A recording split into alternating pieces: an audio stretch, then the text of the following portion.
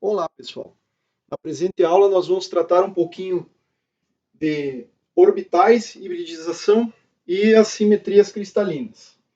Essencialmente, o ponto de partida para entender um pouquinho da estrutura da matéria é conhecer os orbitais atômicos. E a gente sabe que eles satisfazem a equação de Schrödinger, aqui considerando um átomo hidrogenoide, onde você tem o termo cinético e o termo de energia potencial coulombiana, de atração entre um núcleo de carga Z vezes E com um único elétron. Esse potencial decai com o inverso da distância. Esse é um tipo de problema de força central.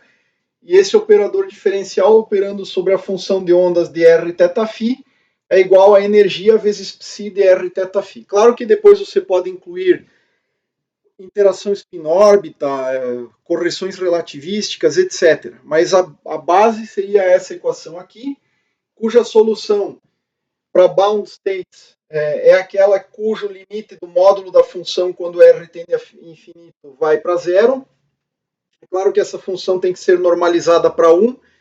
E essas soluções, então, são dadas por um polinômio radial, que depende do número quântico principal e do número quântico L, orbital, vezes as funções esféricas harmônicas, que são autoestados do operador de momento angular. Ou seja, a gente sabe que L quadrado operando sobre as funções YLM vão produzir H cortado quadrado LL mais 1 como alto valor, e ele também é uma autofunção do LZ. Então, se você operar com LZ sobre uma harmônica esférica, você vai ter essencialmente uma equação de alto valor e alto vetor. Isso aqui é o operador de momento angular, o L quadrado e a componente Z. Só que, ao formar ligações químicas, para satisfazer a regra do octeto, então, essencialmente, a regra do octeto é a tentativa do átomo de formar uma configuração mais parecida com a do gás nobre, ou seja, completar as camadas eletrônicas. É importante dizer que uma camada eletrônica completa, ela possui momentos dipolares muito pequenos ou nulos. Então, uma camada eletrônica completa ela é mais estável e menos interagente com o mundo exterior. Então, essa tentativa da regra do octeto, ela se dá na formação de ligações químicas por um processo chamado de hibridização. Isso significa que os orbitais atômicos eles vão se misturar, eles vão se mesclar, de modo a dar maior direcionalidade, mas simultaneamente você acaba fazendo com que a função de ondas hibridizada ela não seja um autoestado de momento angular. Tipicamente ela não será mais um autoestado de momento angular. Nem do L quadrado, nem do LZ, ou às vezes é do L quadrado, mas não é do LZ, e assim vai. Então, a questão é essa. Para formar ligações químicas e satisfazer a regra do octeto, a gente tem a ideia da hibridização. Isso confere maior direcionalidade aos orbitais. Então, orbitais híbridos, hibridização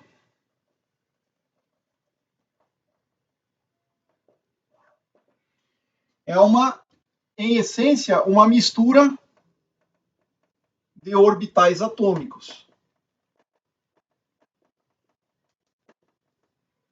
conferindo maior direcionalidade.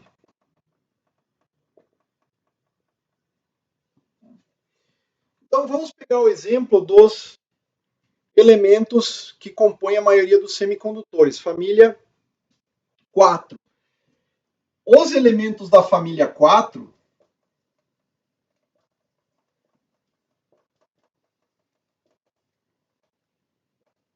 ou chamada assim 4A da tabela periódica, eles essencialmente têm uma configuração que são camadas completas,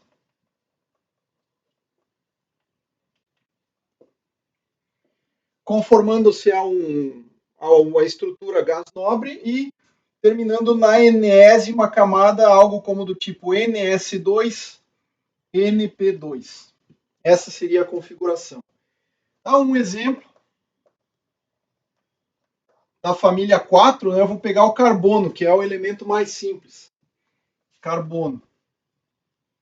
Você tem lá um S2, 2S2, 2P2. Isso significa que o carbono tem número atômico Z igual a 6 e o número de massa do isótopo mais abundante é 12, né? O famoso carbono 12. Se você for para o silício, tá? Um outro exemplo, silício, que é o segundo aí na sequência, né? Você tem um S2, 2S2, 2P6, ou seja, a camada 2 ficou completa. Lembre, né, que o conjunto de números atômicos N, L, M, sigma, o N vai varrer os inteiros, o L vai corresponder a 0, 1 ou 2 ou até N-1, e que a gente tipicamente denota por S, P, D, F e assim sucessivamente. É a linguagem da química. O M é um número que vai de menos L até L, e o spin só pode assumir dois valores, ou up ou down. Então nós temos essas características aqui. Perceba o seguinte, pelo princípio de exclusão e pelas possibilidades de números quânticos que nós temos, a camada 1 só pode ter dois elétrons, porque o N é igual a 1, consequentemente o L é zero, não há multiplicidade para o momento quântico, para o número quântico magnético, M aqui, melhor dizendo, e aí você só pode ter dois spins, um up e outro down. Então, claro, a camada 1S só pode ter dois elétrons. A camada 2, por sua vez, admite, já que o N é igual a 2, admite L igual a 0, ou seja, a parte S da camada, e L igual a 1, ou seja, a camada P. O que produz ao total 8 elétrons, porque na camada 2S eu posso colocar dois elétrons, um up e outro down. Na camada 2P eu tenho três números quânticos, ou seja, o L seria 1, que me permite uma projeção magnética ao longo do eixo Z de menos 1, 0 e 1. E aí, vezes 2, que é a multiplicidade de spin, dá o número 6. O silício vai terminar na camada 3. Então, 3S2, 3P2. A camada 3 permitiria colocar elétrons na chamada camada ou subcamada D também. Mas, essencialmente, os elementos da família 4, eles terminam com essa configuração aqui, ó. É alguma coisa aqui gás nobre, NS2 e NP2. Essa é a ideia central dos elementos da família 4. Cada um desses elétrons aqui, ele está num estado de NLM sigma, melhor dizendo. Cada elétron desses está num autoestado. Então, NLM sigma são autoestados de momento angular. Com, vou chamar assim, momento angular bem definido. Principalmente a parte orbital aqui, já que a gente nem está mencionando nada a respeito de spin. Então, momento angular orbital bem definido. Ou seja, cada um dos elétrons que está aqui tem um N bem definido, um L bem definido, um M bem definido e um sigma bem definido. Pois bem, a hibridização vai produzir uma mistura de orbitais atômicos. Essas famílias, ou esses elementos da família 4, dentre as várias hibridizações possíveis, tem três principais que acabam afetando essas camadas. Hibridizações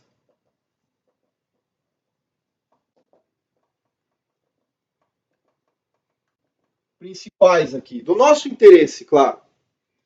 para a família 4.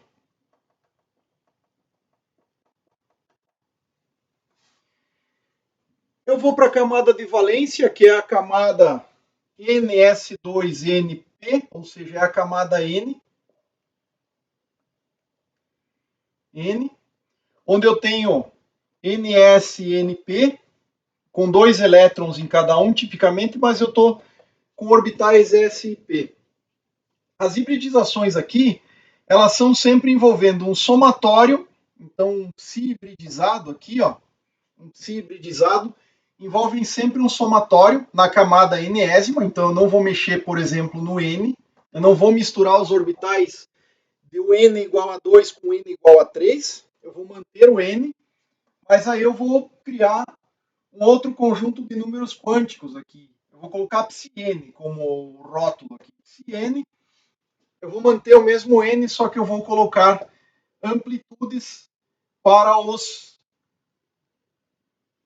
as órbitas L, para os números quânticos orbital e magnético aqui, Lm, ou seja, coeficientes Lm, NLM e o spin sigma, aqui eu não vou mexer. Então eu vou somar sobre L e sobre M. Isso seria uma hibridização característica. As principais que nós temos são as seguintes: SP, ou seja, SP1. O 1 aqui indica que eu vou pegar um orbital do tipo P. Então, mistura um orbital S, só o que eu tenho, negligenciando a degenerescência do spin, ou a multiplicidade do spin, mistura um orbital S com um orbital tipo P. Tem a hibridização sp2, essa aqui é normalmente só denotada por sp, sp2. A sp2 é uma mistura de orbital S com 2 orbitais P.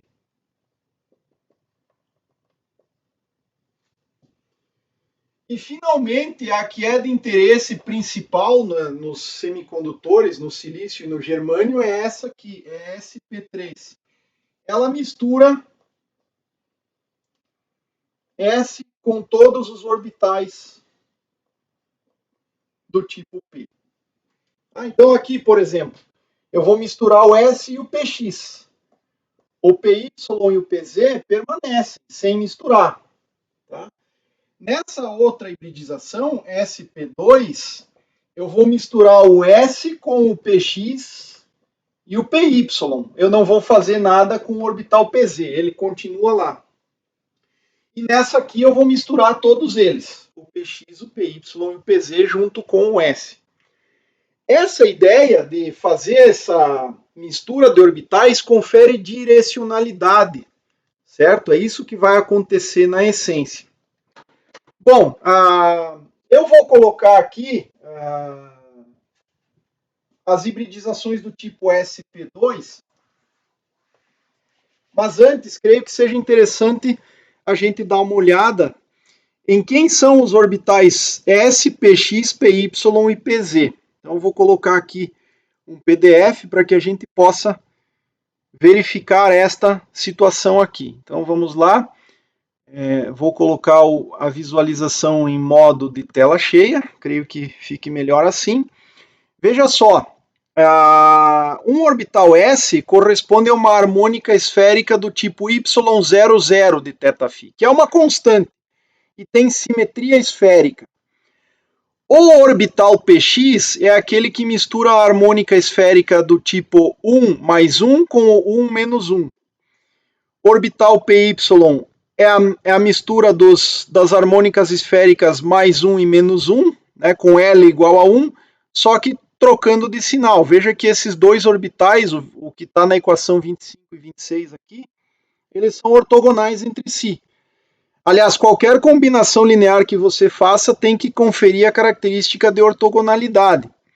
E o PZ continua sendo a própria função harmônica esférica Y10. Né?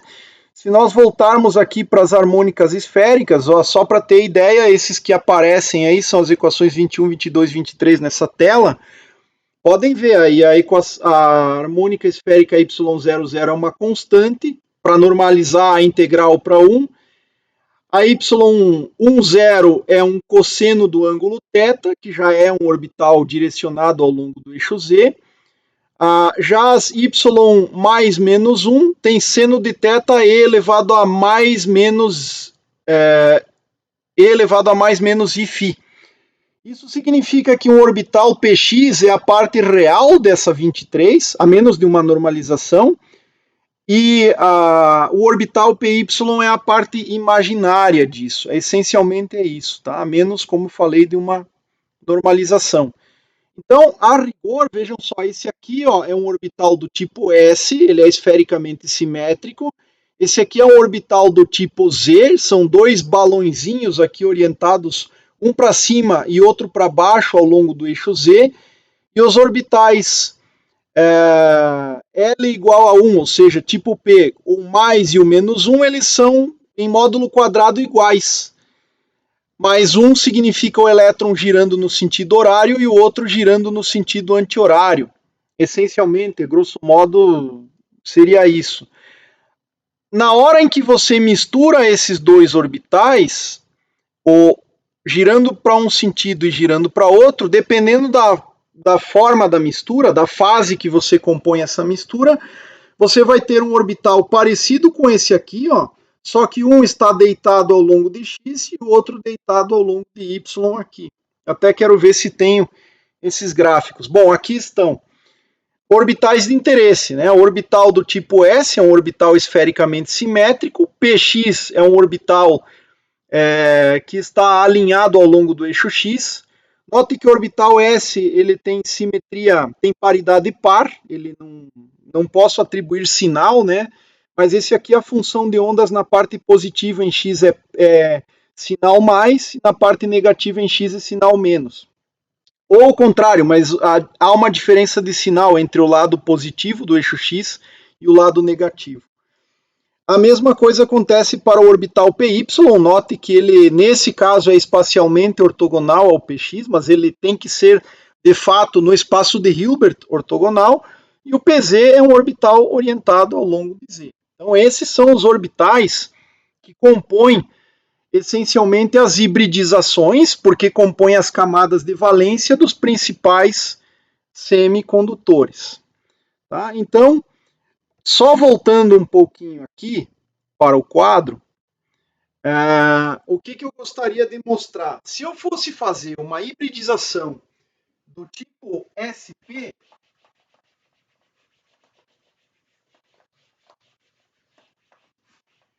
então uma hibridização do tipo SP, o que é que eu vou ter nesta forma de hibridização?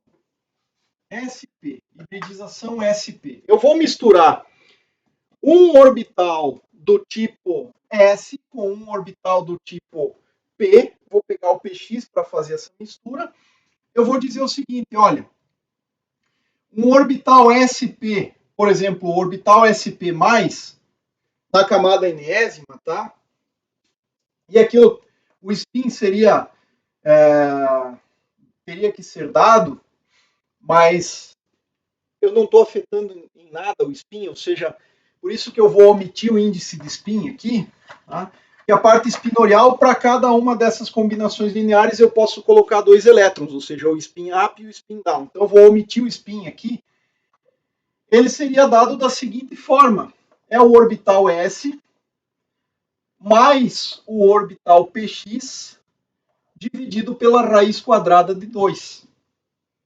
Enquanto que o SP- ele é simplesmente dado por S menos um orbital Px dividido pela raiz quadrada de 2. Então, essa hibridização do tipo SP, ela é raramente ocorre. Normalmente ocorre em falhas, em defeitos, em regiões de defeito, mas ela não é tão comum de acontecer. Então, uma hibridização do tipo SP, ela é isso, é uma mistura dos orbitais S com um dos orbitais P. Qual a escolha? Aí tanto faz, você pode escolher aquela que considerar mais adequada. Estou considerando o PX, o que significa que o PY da nova base é o mesmo PY, ou seja, é um orbital do tipo N, L, mais M igual a mais 1, né? M igual a mais 1, mais, ou menos, melhor dizendo, menos um orbital N com L, L é 1, né? Nesse caso é o orbital do tipo P, o L é 1, N, 1 e M igual a menos 1. Isso tudo dividido por 2 vezes o imaginário. E o PY e o PZ índice linha é igual ao PZ, que corresponderia ao número quântico principal, número quântico azimutal 1, a projeção magnética 0, e aí o spin a gente está omitindo. Então esses dois aqui ficam intocados. Intocados, ou não se misturam, né? Não se misturam. Mas o orbital S e o orbital PX ficam misturados. Grosseiramente, os orbitais P têm paridade ímpar. Se você trocar o sinal de X, troca o sinal da função. Então, paridade ímpar. Enquanto que o orbital S tem paridade par. Então, o que acontece? Veja só, se nós formos plotar isso aqui num plano XY, vou mostrar isso aqui num plano XY. XY. O que aconteceria com o orbital do tipo S? O orbital do tipo S é um orbital esfericamente simétrico. Ao passo que um orbital do tipo P, o PX, ele é isso aqui, ó. Só que eu posso atribuir um sinal mais aqui e um sinal menos aqui do outro lado. A mesma coisa eu teria para o orbital Y, só que eu não vou misturar o orbital Y aqui, tá? Então eu teria mais para Y positivo e menos para Y negativo. Esse aqui seria o PY. Esse aqui seria o PX. E eu estou misturando aqui, ó, o S com o PX. Se eu projetar isso para a base de posição, olha só, o orbital SP+, ele teria esta cara aqui, ó. Aqui seria o eixo Y, aqui seria o eixo X. Aqui o orbital S é sempre mais, então veja que nesta região S somado com o mais produz uma interferência construtiva, o S somado com esse menos aqui da função de ondas tem uma interferência destrutiva. E você vai criar um orbital, veja só, mais ou menos assim. Esse aqui seria, claro que ele é simétrico aqui, o meu não ficou tanto, mas esse aqui seria o nosso orbital SP projeção positiva, que é a combinação com o sinal mais aqui. Ou seja, ele é mais direcional no sentido positivo de X. Há uma pequena probabilidade de formar, eventualmente, uma ligação para o outro lado. Ao passo que o outro orbital, que é o SP-, ele ficaria assim, olha. Por quê? Porque eu estou pegando um orbital S, que é sempre mais, digamos assim, com o orbital PX. Esse aqui é o orbital PX, que desse lado é menos, mas aí veja só. Mais com mais, mais com menos essa região aqui, porque eu tenho sinal menos agora, então esse menos isso aqui tem mesmo sinal, interfere destrutivamente para o lado de lá, e aqui você tem mais do orbital S menos menos, que dá mais, ou seja, interferência construtiva no sentido negativo do eixo X. E esse aqui seria nosso orbital SP, o orbital hibridizado SP, orientado ao longo de menos X.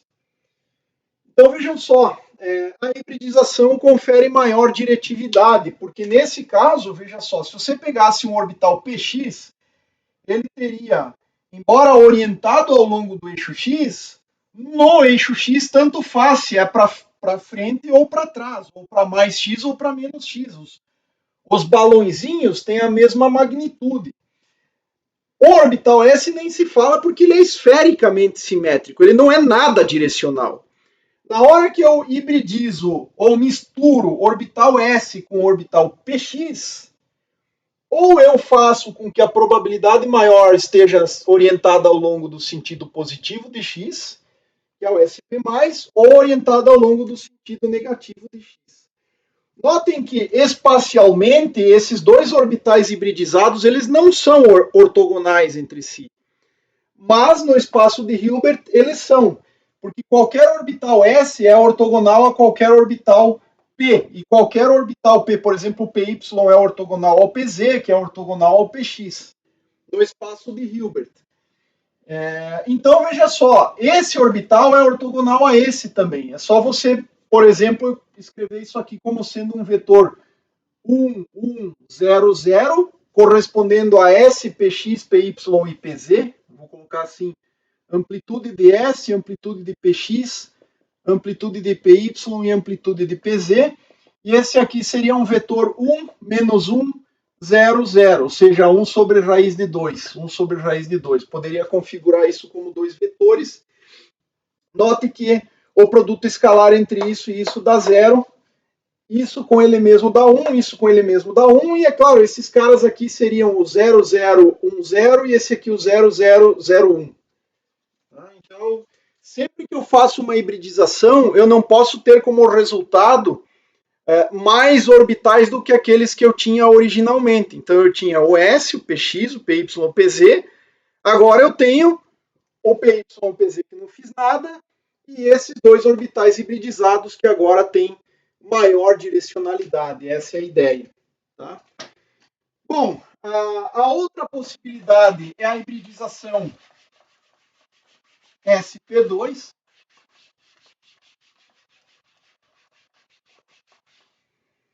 Hibridização SP2, que forma o seguinte tipo de configuração. Eu combino o S com o PX e com o PY agora. Tá? As possibilidades são as seguintes. Eu vou chamar assim de orbital 1, orbital 2, orbital 3 e orbital PZ. O orbital PZ não acontece nada com ele. Eu posso pegar uma combinação linear direta da soma de todos eles.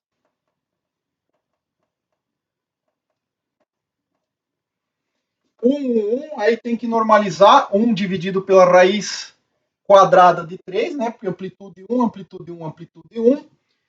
Se você quiser, na base de posição, isso aqui é a y00 mais a y1 com a combinação linear do mais e do menos. Esse aqui é a outra combinação, né, do mais e do menos, mas é só trocar por esféricas harmônicas aqui. A outra combinação tem que ser ortogonal à primeira, então eu posso fazer assim, ó. Eu posso pegar um orbital S com o orbital PX, trocar o sinal do PX e não colocar o PZ. Ó. Então veja que esta parte projetada sobre essa dá zero e não tem PY, melhor dizendo, o PZ não entra nessa hibridização. Só que aqui, como eu tenho amplitude 1 e amplitude 1, tem que normalizar pela raiz de 2. E o terceiro desses vetores, desses orbitais, tem que ser ortogonal a esses dois. Então eu vou pegar assim, ó, S mais PX, porque isso aqui é ortogonal a isso, mas não é ortogonal a isso. Essa quantidade projetada nessa dá um fator 2, então eu desconto duas vezes o orbital PY, que aí vai dar totalmente ortonormalizado. Só que o número constante que tem que ir aqui à frente tem que ser a raiz quadrada da soma dos quadrados. 1 mais 4, 6. Então, esses são os três orbitais sp2, eles estão hibridizados, ou seja, misturados, e esse cara aqui, ele não se misturou. Aonde que esse tipo de hibridização aqui é relevante? Um exemplo onde isso aqui acontece na natureza, grafite. E se você pegar um único plano atômico o grafeno, que é um material muito em voga na eletrônica atual. Se tem tentado muita coisa em eletrônica atual com o grafeno. Perceba o seguinte, o grafite é um tipo de material altamente condutor. E isso se deve a essa hibridização aqui, ó. E eu vou tentar explicar mais ou menos o porquê. Tá? Veja só o seguinte, se cada um desses orbitais aqui for mostrado no espaço, eu vou colocar aqui o plano XY, tá? Esse aqui é o eixo X, esse aqui é o eixo Y. Tá? No plano XY, você vai ter o seguinte, olha, esse orbital aqui, ele faz alguma coisa mais ou menos assim, ó. Ele tem a mesma cara do orbital, de um daqueles dos orbitais dos SP. Só que agora, aquele outro orbital que estava para frente, ele foi misturado com o PY, de tal maneira a produzir um orbital para cá, um pequeno valor de função de onda nesse quadrante, e vai ter um orbital para cá. Ó. Todos eles são iguais. Só que a linha de máximo de cada orbital forma um ângulo de 120 graus com os demais. Então você forma 3 eixos preferenciais para formar ligação química, e esses 3 eixos estão separados entre si de 120 graus. Perceba só o seguinte, tá? Espacialmente, esse aqui é o orbital 1, não, esse aqui é o orbital 2, desculpa. Esse aqui é o orbital 1 e esse aqui é o orbital 2. É o orbital 3, desculpa. 1, 2 e o 3. Tá? Então perceba só o seguinte, todos esses orbitais no espaço de Hilbert, eles são ortogonais entre si, tem que ser. Mas no espaço real, o orbital 1 forma um ângulo de 120 graus entre a direção de máximo da função de ondas com o orbital 2. O orbital 2 forma 120 graus com o orbital 3, sempre a direção de máximo da função de ondas. E esse forma com o orbital 1 também 120 graus. Então, espacialmente, esses orbitais estão separados por um ângulo de 120 graus. No espaço de Hilbert, 1 é ortogonal ao 2, que é ortogonal ao 3 e que é ortogonal ao 1, e todos são ortogonais ao PZ. A pergunta é, onde está o orbital PZ? Ele está aqui, ó, perpendicular ao plano, tendo um balãozinho aqui para o lado de fora e um balãozinho para trás lá, sendo um positivo e o outro negativo, em termos de sinal, ok? Então vejam só, se você vai pegar um ponto no espaço e vai conectar a outros 3 para formar a regra do octeto, né? Digamos que eu tenha um ponto aqui que é um carbono, pegar o carbono como exemplo. Um orbital está orientado para cá, o outro orbital está orientado para cá e o outro orbital está orientado para cá. Ele vai fazer a ligação com um outro carbono aqui, sendo que este vai ter um orbital aqui, e aí os outros 2 orbitais vão ter que formar também 120 graus, né? Porque esse cara também está hibridizado sp2. E aí você pode perceber o seguinte, tá? Você vai ter esse orbital aqui, esse cara daqui vai pegar um outro carbono que está aqui, também vai formar 120 graus, e ao final das contas, perceba que isso aqui vai formar um hexágono. Você vai ter uma simetria hexagonal. Isso aqui é uma rede do tipo colmeia. Ou muitos chamam simplesmente de favo de mel, né? Ou colmeia, alguma coisa assim. Mas é a famosa rede hexagonal. Então esse carbono aqui, ó, vai formar uma ligação porque este orbital vai enxergar o orbital do carbono vizinho. E ambos têm hibridização sp2.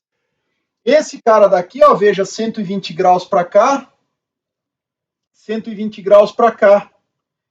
Vai sobrar um orbital para lá, então vai ter que vir um carbono aqui.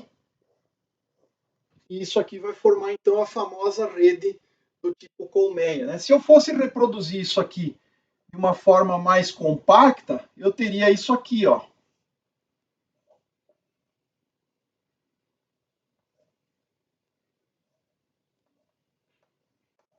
hexágonos.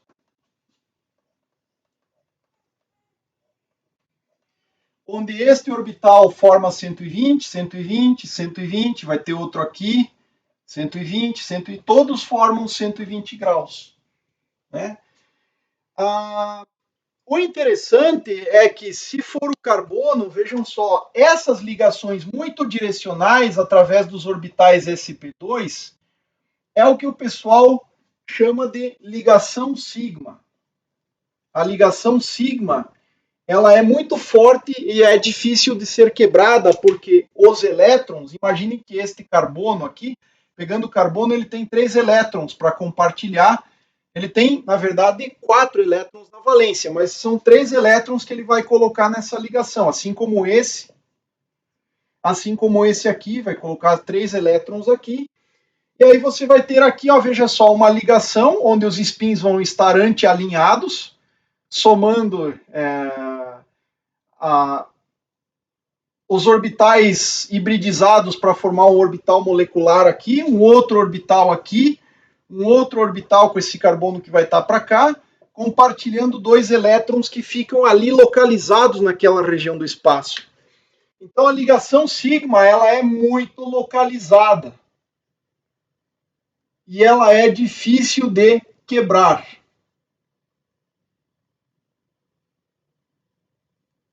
Tipicamente, tá? Porém, vejam só, esse carbono aqui, na hora que ele faz uma ligação para cá, uma para cá e outra para cá, ele tinha 4 elétrons, ele está compartilhando 3, significa que é como se ele estivesse enxergando mais 3 elétrons, dá 6. Para a regra do octeto faltam 2. Aonde que está esse outro elétron? Orbital PZ desse cara, orbital PZ desse aqui. Se eu fosse olhar isso aqui no plano, né? Se eu fosse olhar isso aqui enxergando o plano atômico, eu enxergaria isso aqui, ó. Teria um carbono aqui, outro aqui. Esses orbitais aqui, essa ligação aqui, estou olhando assim, ó. Estou olhando agora o plano atômico está aqui, ó. O plano atômico está aqui. Eu vou ter um orbital PZ desse cara e um orbital PZ desse outro. Carbono 1, carbono 2. Aqui eu tenho compartilhamento de 2 elétrons. E esse elétron aqui, ele vai enxergar aquele elétron nesse orbital aqui e vai formar uma nuvem, uma combinação linear desses também. Pelo formato, vejam só, isso aqui parece uma letra π. E isso aqui, então, é chamado de orbital π. Ou ligação π. É aquela ligação que está sobre o plano, nos orbitais perpendiculares ao plano, que fazem um certo overlapping na hora de formar a ligação química. Só que tem um detalhe. Para esse carbono que está aqui, ó, tanto faz ele fazer a ligação π com esse, ou com aquele que está lá. A mesma coisa é esse, tanto faz ele ligar aqui, aqui ou aqui. Tem um orbital PZ desse cara, um orbital desse, um orbital desse e um orbital desse. Isso vai produzir uma nuvem deslocalizada. Então essa ligação aqui, ela é deslocalizada. Ou mais deslocalizada. E isso aí, formando uma nuvem eletrônica, se parece com o quê? Com um metal. Um metal tem elétrons deslocalizados, essencialmente. Então isso aí vai formar uma ligação, uma banda, né, chamada de banda do tipo π no grafite, que é altamente condutora, porque o elétron tem muita facilidade. Eu posso ter esse par de elétrons compartilhados aqui, mas esse cara pode daqui a pouco compartilhar com esse outro vizinho, e esses elétrons na nuvem π, eles ficam altamente deslocalizados. Isso dá uma alta condutividade. Então vejam só, hibridização implicou maior direcionalidade dos orbitais. Os atômicos, eles têm simetria esférica. Quando eles hibridizam, você ganha em direcionalidade. A forma da hibridização dá a forma espacial dos orbitais, ou seja, dizem quais direções é mais provável formar a ligação. E uma vez que você tenha isso, Isso vai definir qual é a simetria. Tá? Então, a hibridização vai implicar maior direcionalidade,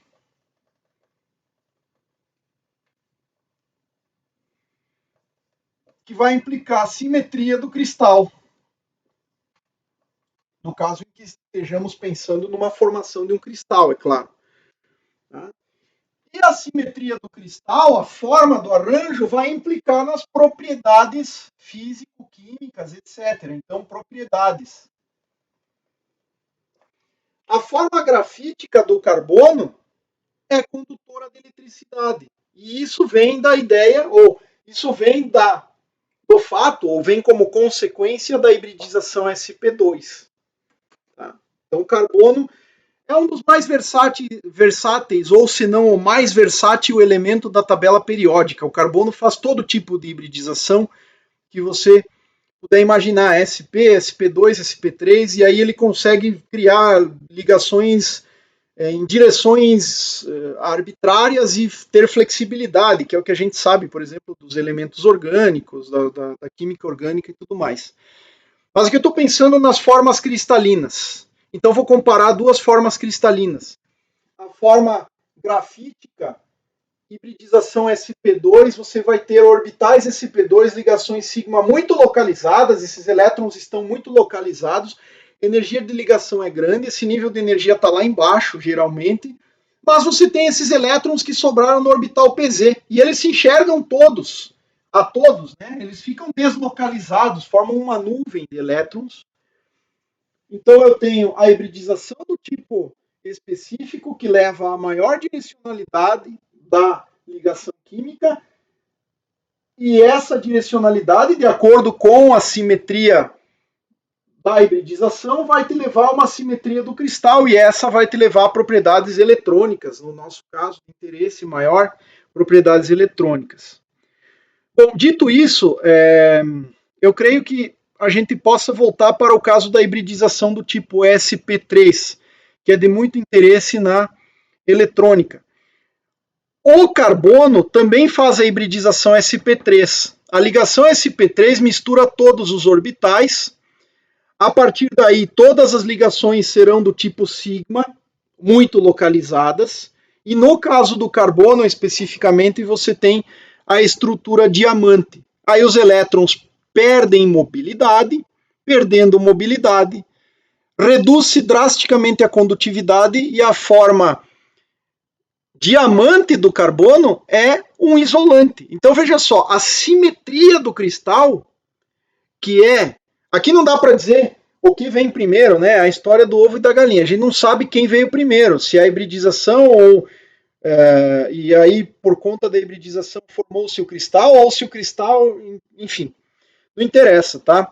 Mas a questão é, vamos pensar assim, houve uma hibridização, a hibridização levou à forma das ligações químicas, a direcionalidade dessas ligações, isso leva a certas simetrias do cristal e isso leva a propriedades do material. Se você tiver um tipo de hibridização em que toda a ligação é altamente direcional e que um orbital enxerga muito bem o outro, mas não enxerga os outros, no caso do orbital PZ, ele está enxergando de 3, mas os orbitais sp2 não, ele enxerga basicamente de um dos carbonos vizinhos, isso afeta a condutividade. E a gente sabe que o grafite é condutor de eletricidade e o diamante é altamente isolante. É o mesmo elemento, mas a simetria imposta pela forma como os orbitais eletrônicos hibridizaram e se arranjaram, portanto, espacialmente depois, afeta drasticamente as propriedades eletrônicas. Bom, eu vou voltar para aquela apresentação, porque aí a gente fecha com a hibridização sp3. Vamos ver aqui. Ainda estamos mostrando os orbitais do tipo S e Px, Py e Pz, certo? Se nós formos para a hibridização do tipo sp3, aqui eu tenho os 4 orbitais, a forma de hibridizar na forma sp3, essa aqui é a hibridização do tipo sp3. Aqui tem um equívoco, tá? É soma dos 3, S mais PX, e aqui não tem PY, e aqui é S mais PX menos 2PY. Essa é a forma correta de fazer aqui. Se bem que não são ortogonais aqui, então esses dois aqui tem que corrigir aqui, tá? Aqui é 0PY e aqui é mais PX e menos 2PY. E aqui troca o sinal. Claro, poderia ser S menos PY, e aí, enfim, tanto faz. Aqui é a forma como você vai misturar esses caras, mas aqui tem um equívoco nessa linha aqui. Tudo bem. Nos interessa o SP3. O SP3 é esta combinação linear de orbitais. Todos eles têm que ser ortogonais entre si, então são 4 cats no espaço de Hilbert ortogonais entre si, e que vão formar essa cara aí, ó. É uma pirâmide tetraédrica, com o carbono no centro. A direcionalidade da ligação se dá nessas direções de máximo desses balões aqui, e aí você vai ter a estrutura do tipo diamante. Essa é a estrutura essencial da hibridização SP3. Tá? Então, esta é a cara do orbital. Vejam só, tem um orbital formando, se eu fosse traçar um eixo na direção de máximo de cada um desses orbitais, formando 109 graus com cada um dos outros orbitais, e na hora de formar a ligação química, isso vai formar aquela estrutura diamante que já apareceu em algum momento anterior aí. Tá? O silício e o germânio, a ligação mais comum, ou melhor dizendo, a hibridização mais comum é essa do tipo SP3. E todas as propriedades semicondutoras do silício e do germânio têm a ver essencialmente com o fato de que esses materiais eles formam essa hibridização SP3. A estrutura cristalina é tetraédrica e cada um dos carbonos, no caso aqui do silício, se for o semicondutor silício, vai ter 4 primeiros vizinhos que correspondem, veja só, à ligação com um silício vizinho em cada um desses balõezinhos que aparecem aqui, né? Nas direções de máximo aqui seria a máxima probabilidade de misturar com o orbital do carbono vizinho. Tá? Então essa seria a ideia essencial da hibridização do tipo SP3. Tá? O que aconteceria, na essência, é que você teria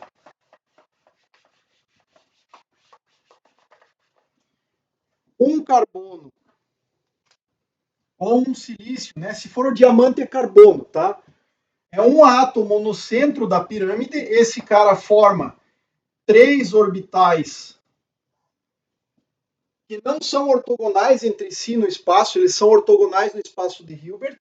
Então esse orbital teria o balão mais pronunciado para cá, esse para cá, esse para cá e esse para cá, de tal maneira que esses dois formem um ângulo de 109 graus, aqui também se forma um ângulo de 109 graus, entre esses dois também é um ângulo de 109 graus, aproximadamente, tá?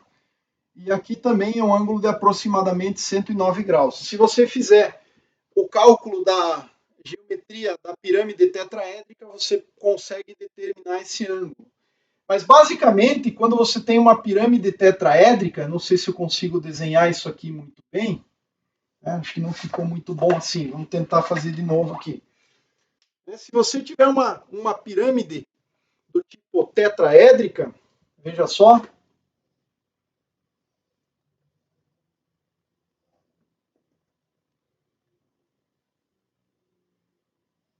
então um tetraedro aqui, uma pirâmide. No centro do tetraedro você vai ter o átomo, que seria, digamos, o silício, e ele vai ligar com um silício nos vértices dessa pirâmide, através desses orbitais. Então você vai ter um orbital do tipo sp3 aqui, um orbital sp3 aqui, outro orbital sp3, outro orbital sp3. É claro que este silício também vai ter um orbital sp3 ligando aqui, e todas as ligações são do tipo sigma. Tá? Então você vai ter um silício no centro do tetraedro e 4 silícios, ou se for arseneto de galho, um arsênio no centro e 4 átomos de galho nos vértices da pirâmide. e vice-versa, né? Porque você tem o arsênio e o gálio, cada um deles enxerga 4 primeiros vizinhos. Então, mas no caso do silício, do germânio, também no carbono forma diamante, forma diamante do carbono, você tem exatamente essa estrutura aqui. É uma estrutura com simetria tetraédrica. Então, claramente você tem ligações do tipo sigma, sp3 vão formar ligações sigma, mais localizadas. Isso implicará o quê? Que o seu material tende a ser um isolante, tá? Por conta de que a ligação ela é altamente localizada nesse caso. Só que tem um detalhe, tá? O carbono é o que tem a camada de valência mais próxima do núcleo. O silício já é um pouco mais afastada essa camada. A gente sabe que quanto maior o N, mais longe, mais espalhado é o orbital. Então, o silício, mesmo intrínseco cristalino, ele já não é tão isolante quanto é o carbono na forma diamante, melhor dizendo. Tá? E o germânio é mais condutivo ainda do que o silício, porque ele termina na camada 4. Tá? Então são camadas mais exteriores. Claro, tem que levar em conta as correções pelo número atômico também. O núcleo é mais positivamente carregado para o silício e mais ainda para o germânio, mas ainda assim, né, esses orbitais são de camadas. A camada de valência é uma camada mais externa ainda do que é no caso do carbono.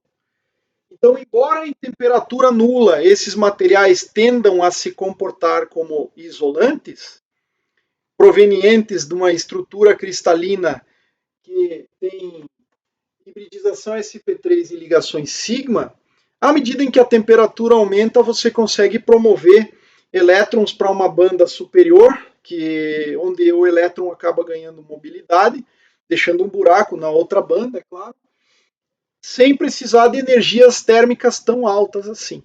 Tá? Então a essência toda é essa. Não sei se consegui passar a mensagem, mas a ideia é, na formação de um cristal, tá, você vai ter a importância do tipo de hibridização, do tipo de simetria, do tipo de ligação. Tá? Então, hibridização, a mistura dos orbitais atômicos vai produzir, de alguma forma, a simetria do cristal, e a simetria do cristal afeta as propriedades do material. Tá? Na última aula, principalmente, a gente tratou do caso unidimensional, né, onde você tinha o modelo de tight binding formando uma matriz Toeplitz, onde você teria as energias do orbital considerado e os fatores de Hoping fora da diagonal. Vou chamar de T aqui esse cara, e zeros fora, né? Mas isso aqui é em uma dimensão. Em uma dimensão você não consegue, de fato, ter muita coisa para discutir, porque basicamente as ligações se dão somente na linha reta, na única dimensão que existe no espaço. Agora, quando você tem 2 ou 3 dimensões, aí você já começa a ter maior possibilidade de arranjos. Então, para concluir, eu vou mencionar o seguinte, tá? Existe uma ampla área de estudos que envolve as simetrias do cristal e a tentativa de elucidar a estrutura das bandas do material com base em partes nessas simetrias. E isso tem a ver com uma coisa aqui chamada de grupos cristalinos. Tá? Esses grupos cristalinos aqui envolvem o estudo das simetrias do cristal. Em essência, se você tiver uma única dimensão espacial, é o caso de um cristal unidimensional, a única coisa que você tem como simetria é a translação.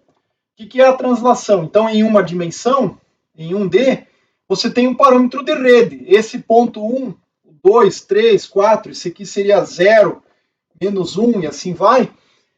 Esse ponto 1 aqui, eu posso somar uma unidade de rede em todos eles, ou seja, seria equivalente a transladar o cristal uma unidade para frente, ou 2 unidades, ou N unidades para frente, e o que você enxerga é que esse ponto vem parar nesse lugar, esse ponto vem parar nesse, assim vai, e você Depois que fez a operação, não tem como distinguir mais o cristal do que ele era antes de fazer a translação. Então, as simetrias de um cristal envolvem translações por vetores específicos,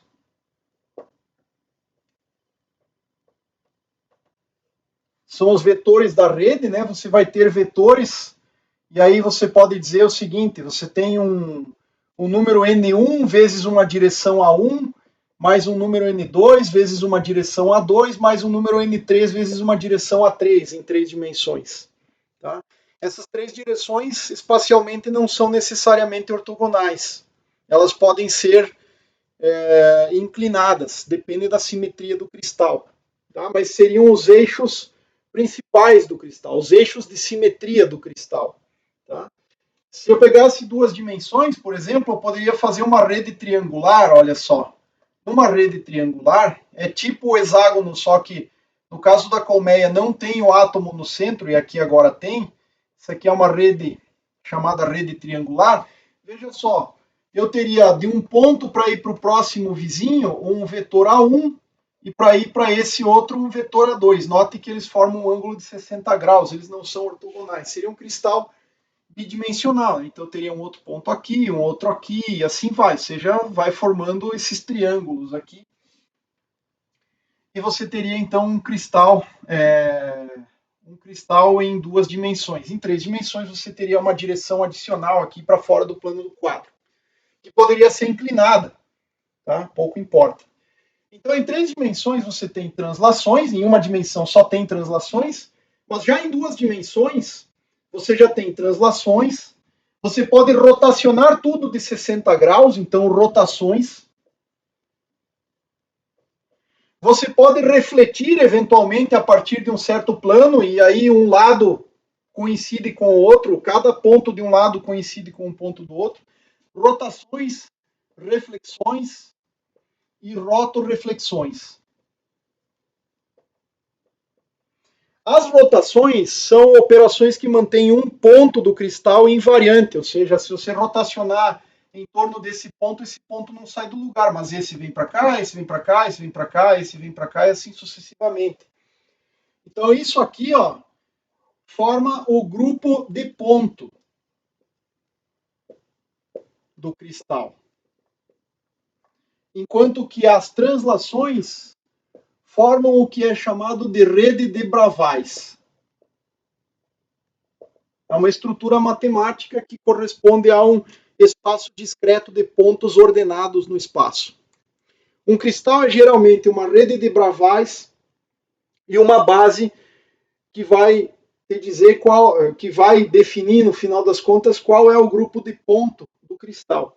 Tá? Então existem em 3 dimensões um conjunto finito de simetrias possíveis. Isso se não me engano, são 212 grupos cristalinos com as simetrias dos cristais. Tá?